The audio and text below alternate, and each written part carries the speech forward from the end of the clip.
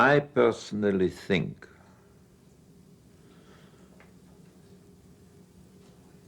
that I made my films with a kind of a sleepwalking security. I did things which I thought were right, period. And as I said, I had nobody, no model, which I wanted to be like, you know? Okay, Bill? Yes, sir. Sorry to go wrong. Speed, quiet, please. Speed. 10, take 1, A and B camera markers. I ran away from home. I think any decent human being should run away from home. And after different experience, I landed in Belgium. I had an affair with a Eurasian. And friends said, you cannot go on like that. And they sent me to Brussels. You were born in Vienna. I'm born in Vienna. And in Brussels, there was an open, not a restaurant, you know, a garden restaurant. Yes. And in the garden restaurant, they had a screen. When you paid, you saw the screen from the right side. If you didn't pay, or less pay, you saw it from the reverse side. And there I saw for the first time a film. How old were you? When was that? About? 1970, 19, 17, 18, such a time, I don't know exactly. I went to a bar and ordered a martini, which I liked already then. And I said, give me a very dry martini. Well, when he gave me the martini, I drank half of it and said, wait a minute, not so dry. So he said, he filled it up, and I got 1.5 martini for the same amount of money. And then I looked around, and when I saw a good-looking girl sitting with an elderly man, I went to the table and said, would you mind if I make a picture of the lady? If he liked it or not, he had to say yes, otherwise he would have hurt the girl. And then I had a slight disappointment. You know, she looked at it and then folded it very small and put it in her bosom. And I got 10 francs probably from the elderly gentleman. And in the meantime, I was working in a cabaret in a very stupid act. And in the cabaret, I met the acquaintance of a young man who was working in a bank and who wrote songs. And one day he said to me, why don't we make pictures together? I said, fine. I still was under the influence, as I said to you, moving pictures, you know? Yes. Paintings, I couldn't do anything in these times. So we started to write together. After 8 days, I said to him, look, I make you a proposition. You sell them and let me write them. So we did. We sold 1 or 2, and then I had to go to the war. I was different time wounded, shoulder shot, everything. And in 1918, I was sick and tired, and I came back. And my nearsightedness, you know, which I had cheated at the beginning when I told you I was thinking to be my duty to be in the war, you know, Yes. helped me. And I didn't have to go to the trenches anymore. I stayed in the backcountry in Vienna. And one day, I had a very, very wonderful sweetheart, a cabaretist, but I didn't have money. Wounded, losing my horse, everything, I had 120 kronen. What can you do with that? So I was sitting in a cafe. I remember as if it would be today, on the corner of a billiard, when a man came to me and said, "Please forgive me, Herr Lieutenant." He was very haughty and said, "Who are you?" He said, "My name is Peter Ostermeyer. I'm a representative of the play, stage play, the Hears." I said, "Yes," and I was wondering if the Herr Lieutenant would take a part in it. So I said, "What would you pay?" And he said 750 kronen. I had 120. Sometimes in my life, I'm getting a little intelligent. Not always, not very often, but sometimes. So I said, "That is very, very little." And he said, "More than 1,000 we couldn't play." Settled. Suddenly I had 1,000 things. And then came a disappointment for him. He wanted me to play a German overlieutenant, you know, somebody who is more than a lieutenant. Yes. But I couldn't speak German in this way, I mean Prussian. So he was forced to give me the main part in the picture. It was a play? It's a play. A main part in the play, I'm sorry. So I played it. And it was a big success. Erich Bommer was serving in Romania, I think in Secret Service, I'm not sure. He was the head of Tekla Bioscope. And they said to him, "You should look at this man. This is a good man for motion pictures." Erich Bommer came to Vienna and I wore a monocle, always. And he said, "I don't want to have anything to do with this haughty son of a bitch." But he said, "Look, but we have talked to Mr. Lang, you have to talk with him." He said, "Okay, I will talk with him, but that's all." Okay. So we started when the play was finished at 10:30, and at 4 o'clock in the morning, I had a contract with Tekla Bioscope as a dramaturg. As a writer? As a dramaturg. A dramaturg is very hard to translate. No, a dramaturg is a story doctor. Yeah. And at the same time, Germany was naturally dominating in the war. He had promised me that I would have no trouble with the Austrian army. They would let me go. I mean, after I got my furlough of 2 months. Fine. So I went there, many funny things. I checked films. I didn't have the slightest idea about film in these days. In spite that I had written some and some were even filmed. But I don't know anything about cutting or how long and so on, you know.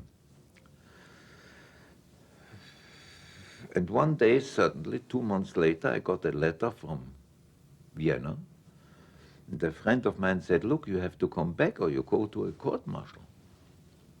I said, they promised they would take me out of the army. They didn't do it. So I went to them and said so and so, and they said, wait 8 days. And then came my luck, the Great Revolution. And I had already, in the end of 1918, a job. At the beginning, I wanted to make pictures. I wrote pictures in 4 days, in the evening, with a bottle of red wine. And in these days, you wrote one scene on one piece of paper so that you could interchange without rewriting everything, you know? Yes. I doctored, as I told you, on films. I wrote films and I wrote part for myself and I started to play. I became very friendly with Erich Pommer. The war was over, so he came. It was a main part in Declabioscope. And he had very important acquaintances in Paris. So one day I wrote a film, forgot the name. I said, look, I want to make it. He said, all right. I shot the film in 4 days. And from then on, I became a director. The themes of all of your major films deal in some way with these social evils, with murderers. With social evils, not with murderers. With social evils. Wasn't the message of Metropolis at the time, could that not be taken as a Marxist kind of message, looking back on it now? I don't know. I haven't seen Metropolis since a long time. What's your feeling about Metropolis as a film now? When I made it, I liked it. When I finished it, I hated it. And for a very simple reason. Because the thesis of my wife, Thea von Harbu, that's a go-between, between capital, the brain, and the hand, workers should be the heart. I didn't believe it. Then in the 50s, anonymously, I got some pages from the Washington Post in which the head of a corporation said he has seen Metropolis and he agrees it is important to have a heart for the workers, you know? Yes. Still, I said, to hell with it. But then afterwards, at the end of the 60s, when I was from time to time working at universities, question and answer sessions, and I asked the pupils, what do you hate in the establishment? They said it is a computer-governed society. And they think that we miss in it is the heart. And certainly I said probably I was wrong, and Thea von Harbu was right. Now, what about some of the technical effects in Metropolis, Fritz? These were things, obviously, some of the automation that you depicted. Did they exist, or were they purely were they designed out of your sleepwalking consciousness? In these days, the labs in Berlin didn't exist like they exist here. For example, you couldn't say now, I would like to have this and this, put it into the lab, the people of the lab will do it. We have to do it in the camera. There were no opticals, in other words. We didn't even have a big boom, nothing. I had a very, very good cameraman, not Karl Freund, Günther Ritter, who died recently, who was in his way a genius. You know, he is responsible for the change of the girl into the robot. You know? Yes. And I told him, look, I remember there's a shot where you see the girl sitting and slowly a part of her becomes metal and the other part is still living. Yes. I didn't want to have a straight dissolve from a living person into a robot. Slowly, you know, a leg changed and it came back as a natural leg and then again. If you had had the ability to use sound then, would you have used it in Metropolis? No. I tell you one thing. Many years later, I made a film called The Woman in the Moon. And one of the upper echelon of UFA, Woman in the Moon, was the Fritz Lang Film Corporation. And UFA had the release. And one of the higher echelon went, I think it was 29 or such a thing, to America. And he saw the first Johnson films. Jolson, yeah. Yeah, and he said, we want to have some sound in the film. And I said, no, I will not do it. Because in my opinion, if you show a silent film and then comes sound and then is silent again, you kill the rhythm of the film. So I had a fight with UFA, and UFA stopped paying the contract to my company. But in the meantime, something peculiar happened. I was sick to hear, and I wanted to become a chemist. There came a man with whom I generally wouldn't have spoken, you know, a so-called independent producer. I don't like producers. I don't know if you do. I don't. And he wanted me to make a film for him. Said, no, leave me alone. I don't want to make any films anymore. And he came, and he came, and he came. And 9 months is a long time. So finally I said, I will tell you one thing. I will make a film for you. But you have nothing to do than to give the money. You have no right about the theme. You have no right about the script. You cannot make any changes. I have to tell you which actors will be in the film, and when the film is finished, you have no right to cut. Correct?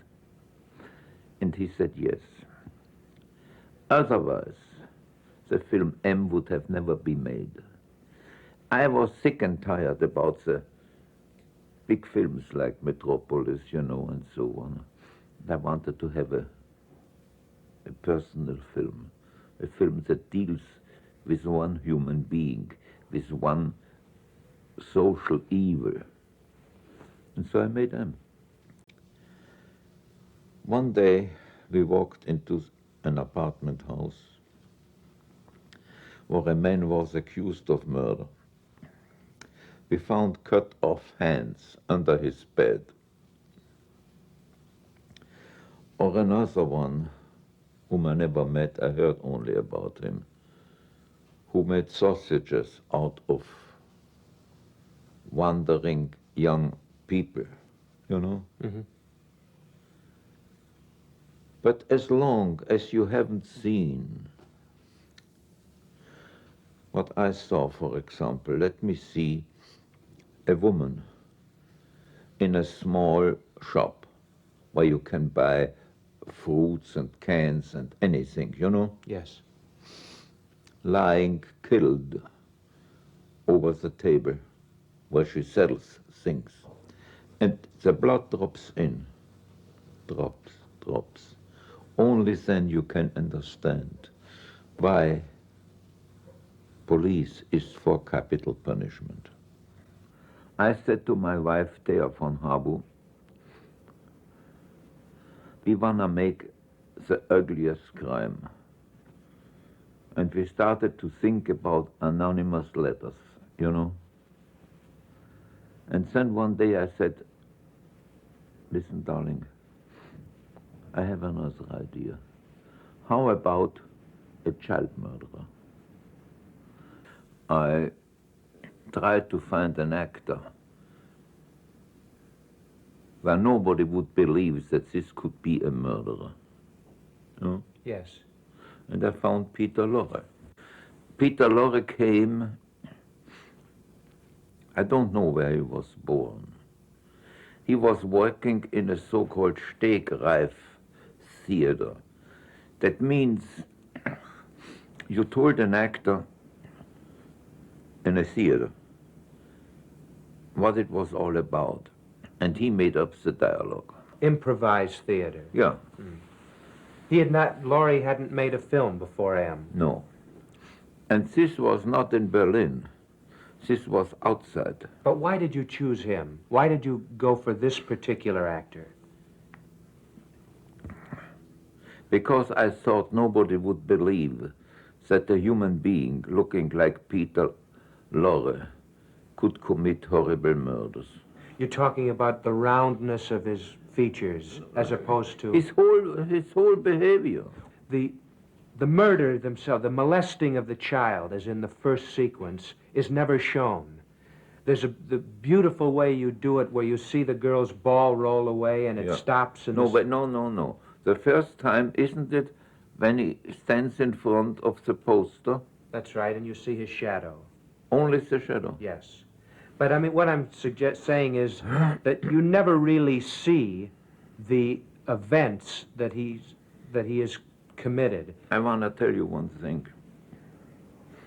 I hate to show violence. I did it myself in one or two pictures because I think that the audience became a collaborator of mine. I couldn't show 10 cases what a child murderer did to a child. It would be tasteless. I myself would have hated to show it. But by not showing it, the whole audience, everyone in the audience could think about the most horrible thing which he could imagine. And therefore, the whole audience became a collaborator of mine. Is one of the ideas then to make the audience empathize with the murderer and understand him and see the possible... Not at all. Why? Just the contrary. I have the feeling in seeing M that I understand the way you present this man. He's not presented as a vile outcast of society. He is presented as for the first time, I think, in film, as a human being who commits actions that are out of his own control, as though fate has caused a quirk in him that made him become a murderer.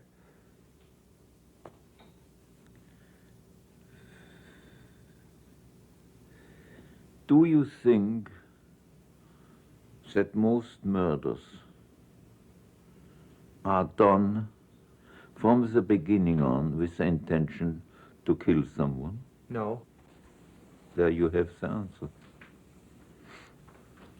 But weren't you interested in making the audience empathize with the murderer to some extent? In which way? Understand him as a human being rather than condemn him as a killer.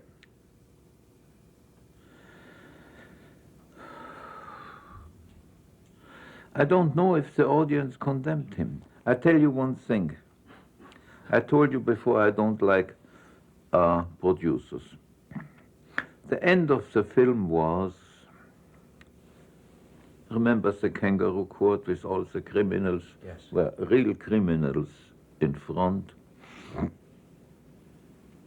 And the hand goes on the shoulder of Peter Lorre and says, in the name of, and the quick dissolve. And you saw the bench with the judge And he said, of the law, quick dissolve. And then you saw a scene which many, many years later, when I couldn't do anything anymore, this so-called financier, producer of the film, cut off the real end. The real end was in the name of the law, and then you saw three mothers. And one mother was the mother of the first child. And she said, this doesn't bring our children back to life. We have to watch our children much better. This was why I really made the film. For this one line, you have to watch your children much better. They cut it off. Period. Fritz, you used actual criminals in the kangaroo court scene. Yeah. Why? And how were you able to get them to do that? I told you that I was interested in Alexanderplatz and so, and I met a lot of criminals. And I asked them if they would like to work in a film of mine. Certain people said, Fritz, we would like to, but we have never been photographed. We cannot afford it. And other people said, yes. So I paid them and they came. And there was a very peculiar thing. During the shooting, suddenly one came and said, look, we have to leave. The police will be here in an hour. They have heard about it. And I said, do you have 15 minutes more time? He said, yes, 15, but not long. I said, no. So I shot 2 more scenes and then they left them and the police came. Nobody was there. Do you feel, looking back now, Fritz, that some of those films from your German period present a bleak view of the universe? If you look at a lot of film today, don't they do the same thing? I'm not concerned with the films of today. I'm concerned... I'm asking you. Oh, well, almost totally, yes. And you see. Well, this was 50 Look, years ago. when you put your finger on something, on an evil, you're not a politician, you cannot change it. But if you put your finger on an evil, which still exists, that's it. Let me ask you, other artists of that period, like George Grosz, who was working in Germany at the same time, was making drawings and paintings of the bloodshed, of the rampant criminality, of the dissatisfactions and evils of the society around him. Your films of that period, and slightly later, right on up through M, for 10 or 11 years, were dealing, up to the 1933, when you left Germany, were dealing with the social ills that we now look back on and see as the dissatisfaction that led to Nazism. You cannot live in a country which has lost the war without being influenced. At the time when I made Dr. Mabuse, the Gambler, and the second film, Inferno, there were big posters all over Berlin, a skeleton dancing with a woman. And the headline was, Berlin, your dancer is death. I had finished a film, The Last Will and Testament of Dr. Mabuse, in which I put into the mouth of Mabuse, when he steps into the body of another man, all the Nazi slogans. And the yellow shirts came. They didn't have the black shirts in these days, with 2 guns right and left, and said, Mr. Goebbels will confiscate this film. I was very haughty. and said, if you think you can confiscate a film of Fritz Lang in Berlin, do it. All right, they did it. Now I had some trouble. The trouble was that the company for which I made this film had spent some money. And I tried to find a way to help them, and thought maybe that an interview with Goebbels would help, so that the confiscation would taken off. So one day I got an invitation, meaning an order, to arrive at the Ministry of Propaganda. Now you must understand one thing in these days. You have to have a stiff collar, a tuxedo, not a tuxedo, cutaway, Cutaway coat. a vest, striped trousers, which was in its way already very uncomfortable. And I walked in to the Ministry of Propaganda, and immediately at the door was a big desk, and again 4 people in yellow shirts with the guns.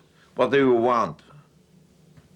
I said, here's an invitation from the Minister of Propaganda who wants to talk with me. Well, they looked at it and then they said, look, you go around the corner and go along this corridor. And then you come to another corridor and then you go there. Okay. And so I walked this corridor. It was not very agreeable. The floor were great squares of cement. The walls were blank, no picture, no inscriptions, and every step echoed constantly from the wall and back and so on. It was disagreeable. So I come to the end of the corridor and another corridor, and there is the same thing. Again a desk, again 4 people with guns in yellow shirts, the same procedure. Let's go in this direction. It happened 3 times. Finally, I came to a round room. It was very nice, and I didn't know what to do. So suddenly one of the door opens and out came a man, most polite, and said, Mr. Lang, one moment. The minister will be ready in a second. And in reality, in a minute or a minute and a half, he opened the door again and said, come in. I walked in.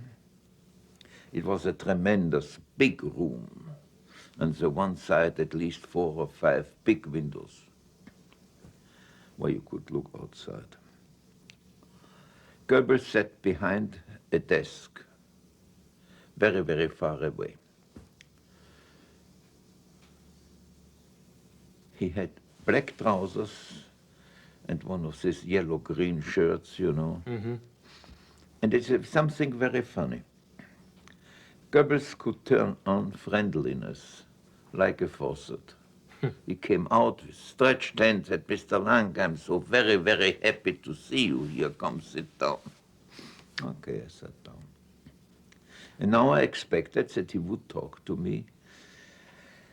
Why I had to put in the mouth of a criminal certain slogans of the Third Reich. What were the slogans? Do you remember? What was one of them? Hitler has said, we have, no, not we, the average citizen has to destroy the authorities which he created, and then on the debacle, on the rest, we will create our realm of 1,000 years. And I had Mabuse saying exactly the same, only, and when everything is destroyed, on this rest, I will create my realm of 1,000 years of crime. Well, I expected that the minister would say something, but he didn't. So I was waiting, and he spoke and spoke, and suddenly he said, "The Führer has seen your films." He didn't say which one. And then he said, and he has said, this is the man who will give us the National Socialistic film. In this moment, to tell you the truth, I was wet all over my body. Perspiration broke out everything. I looked out of the window, and there was, I don't know how you say it in English, you know, a big, big post. Yes. Like you have it here with lamps on, and there was a three-side clock. Yes. And you could watch the clock. And I said, how do I get out of here? To yourself? To myself, no, naturally. I don't know what I said to Goebbels, so help me God. But in essence, I said, I'm tickled pink. And I was looking at the hands of the clock, and they moved and moved, and my only idea was, how do I get out of here? Get to the bank, get some money out of the bank, and leave Germany. And I said, Herr Minister, I don't know if you know one thing. My father comes from an old peasant family, 100 years back. My mother was born Catholic, but her parents were Jewish. So again he turned on his charm and said, Mr. Lang, we decide who is an Aryan. I said, thank you. What should I say? What could I say? I didn't want it to end in a concentration camp. We want you to become the leader of the German film. Therefore, I said to him, the think about my mother, you know? Yes. What year was this, by the way? 33, beginning of 33. So he said, look, there's a scene when the professor who runs the insane asylum in which Mabuse died is driving home. And suddenly near him appears Mabuse and tells him certain things. That's wrong. That's not good. And I listened. And he said, the professor has to be killed by the rage of the audience. Oh, Herr Minister, I said, that is a wonderful idea. I thought it stinks to high heaven, but what should I have said? Well, we talked and talked and talked. And finally the clock came to a point where I saw it was too late to go to the bank. Then with all his charm, he said, goodbye. I will call you in 1 or 2 days. Wait for me. I said, Herr Minister, I'm most grateful and most honored, sabba, sabba, blah, blah, and walked out. I went to the bank were closed. So I went home. I lived on a place called Breitenbachplatz, which on one side was surrounded from houses, but on the back of the houses were empty places where this later could build houses, you know. And I said to my servant, Hans, he was Polish, I don't think that in the next days I will find a job here in Germany. I had constantly worked with France and with England, so fortunately I had a passport. I said, you know, put into the big thing everything what I need for maybe a month and a half. And as I looked out of the window in the back room, the whole house was surrounded by Nazis in yellow uniform. I said, oh, Mr. Goebbels didn't trust you. I said, Hans, here's money. You go, which was called Bahnhof Zoo, Bahnhof am Zoo. And there I meet you at 8 o'clock. The train to Paris goes at 8 o'clock. Buy one sleeping car, one Yes. things. Okay. Then I went to my sweetheart and said to her, look, you were once married to a Jew. You have 2 children. Nobody knows what may happen to you. Shall I take a part of your jewelry outside of Germany? We talked it over and she said yes, and she gave me some of them. When I left the house, they let me go. In other words, it just so happened that there It were just on happened maneuvers. by accident that on this afternoon or nighttime they prepared for night maneuvers or such kind of a thing. And I arranged it so that I arrived 5 minutes to 8 o'clock. It's a train. And my servant Hans was very nervous, running up and down and up and down. Said, Mr. Lang, where have you? I said, what is the excitement? He gave me my bills, and I stepped into the car, and we drove up. And I said, I will telephone you, or I will telegraph you that you come after me. Fine.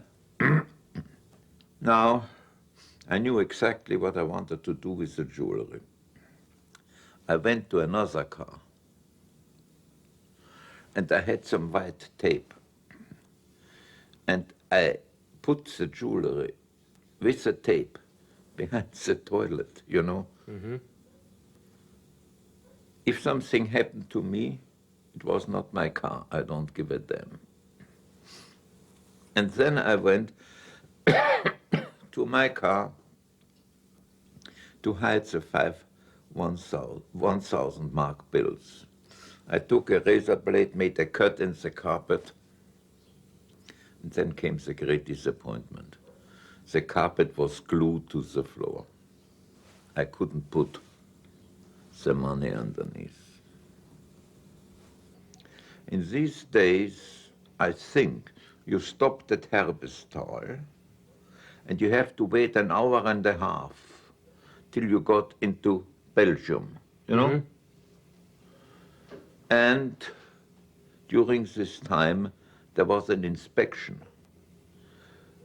of your luggage. But this time, it was an inspection by the yellow shirts. So I was on the one end of the car, and I heard them on the other end of the car knocking at the door and said, open up, pass control. Okay, they opened up. The next one, the next one, the next one, the next one. And then they came to the one next to me. The compartment next to you. Yeah. And in my compartment, I was lying on my bed. And I remembered that I always had said to my actors, if you wanna give a good act, try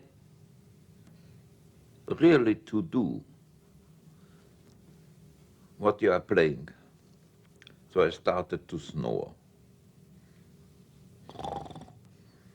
I didn't sleep. I heard them in the next room. Thank you, closing the door. And I was waiting now they would open.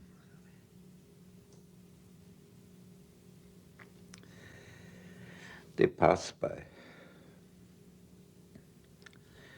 And I said, Goebbels had somebody watching you when you left the house, and he had somebody watching you here on the train, and just in 3/4 of an hour, when the train is leaving for Belgium, they will arrest you.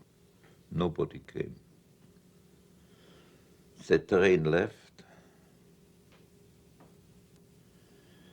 and still today, so help me God, I don't know why nobody came into my apartment. So I went, took the jewelry, next morning I took the $1,000 bills, and I was in Paris.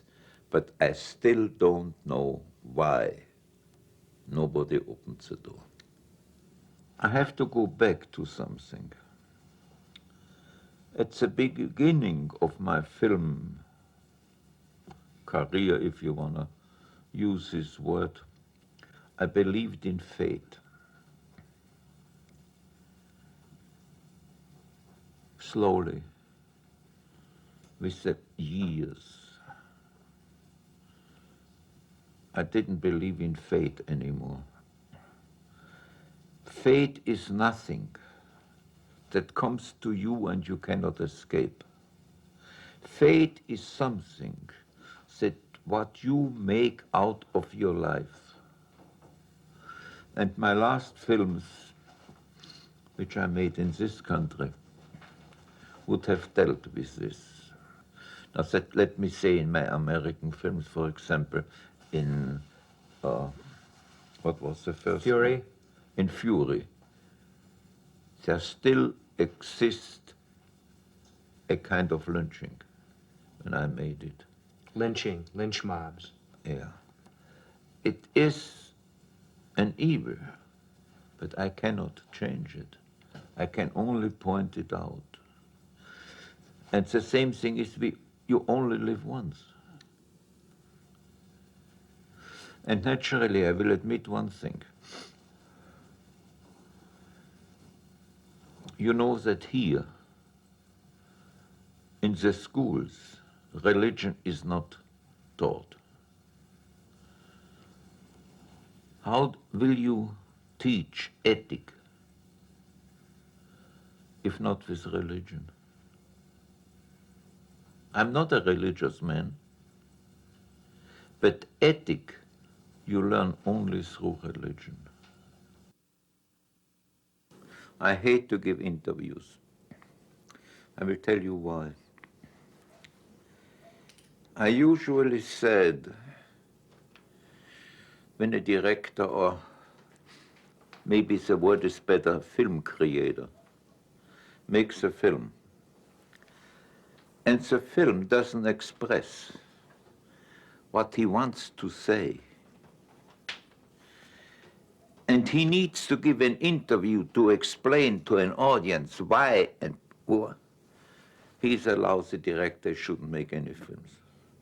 His films should speak for him.